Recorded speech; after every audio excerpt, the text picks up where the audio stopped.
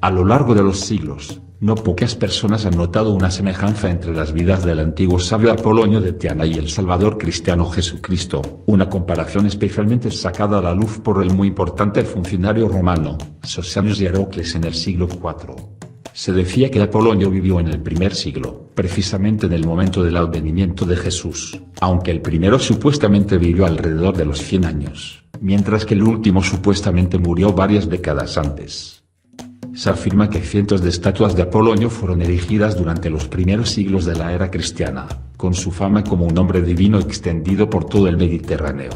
Numerosos eventos en la vida de Apolonio, tal como se nos proporcionan principalmente a partir de una biografía creada alrededor de 210 por Filóstrato, encargada por la emperatriz Julia Domna, peculiarmente paralela a la de Cristo. Es difícil determinar qué, si es que hay alguno, de la vida de Apolonio de Filóstrato constituye la historia, aunque parece haber confirmación, al menos, de la existencia de Apolonio. De hecho, de las extrañas coincidencias entre su vida y la de Jesús, no pocas personas han sugerido que Jesucristo es un personaje ficticio basado en gran parte en Apolonio de Tiana, aunque los cristianos que comenzaron en los primeros tiempos emitieron la acusación de plagio en la dirección opuesta. Además de este posible desarrollo, hay sorprendentes correlaciones entre las vidas de Apolonio y el apóstol Pablo, quien, como Jesús, extrañamente no encuentra lugar en la historia contemporánea, a pesar de que afirma haber hecho un alboroto en una parte poblada y bien documentada del mundo. Parece que las historias de Jesús y Pablo fueron en parte fabricadas a partir de la de Apolonio. La siguiente tabla describe los eventos y características pertinentes en las vidas de los tres hombres, como se registra en varias fuentes, particularmente en la vida de Apolonio y la Biblia. Debe notarse que así como la Biblia no reconoce a Apolonio de Tiana, ni la biografía de Apolonio menciona a Cristo, a Pablo, a los cristianos o al cristianismo. Los eventos en este documento no son necesariamente en orden cronológico, ni la lista está completa. Como se puede ver, hay muchos detalles importantes que se corresponden entre las vidas de los tres hombres. De alguna manera, por supuesto, uno u otro de los hombres divinos era superior en sus capacidades, como la afirmación de que Apolonio podía hablar y entender todos los idiomas sin haberlos estudiado o aprendido. En un desarrollo interesante, los viajes de Apolonio y Pablo tomaron una ruta muy similar, aunque generalmente en reversa la una de la otra. De hecho, se ha calculado que Pablo y Apolonio estaban tanto en Éfeso como en Roma precisamente al mismo tiempo. Sería muy extraño si dos hombres similares y poderosos, predicando a las comunidades religiosas en estos lugares, se desconocieran entre sí.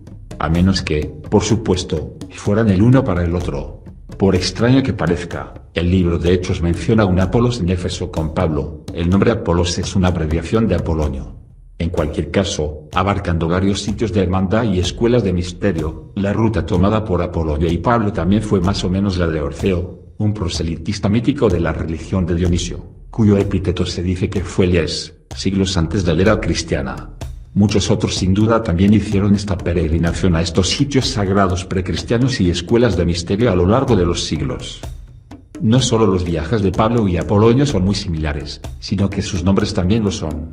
Mientras que Paulos Paulos en griego, el léxico de Tallar afirma que, según algunas autoridades antiguas, Apolos está contraído por Apolonio. Curiosamente, Apolos se menciona en 5 lugares en la primera epístola a los Corintios de Pablo, de tal manera, y está puesto con los nombres de Pablo, Cefas y Cristo, Pablo y Cristo, o solo a Pablo, que le atribuyen un gran significado. Y se ha afirmado además que esta contracción del nombre Apolonio, Apolos, se encontró sin contracción en el Codex Bezae del Nuevo Testamento. Además, el nombre Apolonio, se ha demostrado, también fue abreviado en la antigüedad como Paul. Se ha afirmado además que el autor de la epístola a los hebreos no era Paulos sino Apolos, una afirmación interesante en consideración del hecho de que Hebreos está escrito en griego hebreo y que se decía que Apolonio era originario hablante del lenguaje hebraístico del arameo. Curiosamente, Hebreos fue una de las 3 epístolas que faltaban en el primer Nuevo Testamento compiladas por Marción.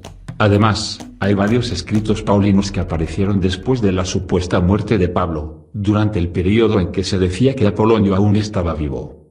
Si la historia de Apolonio fue tan conocida con más o menos detalle como la presentada por Filóstrato en el siglo transcurrido, ese escritor, es decir, el siglo II, con la aristocracia admirando a Apolonio hasta el punto de la adoración, la historia del Evangelio debe considerarse obvia.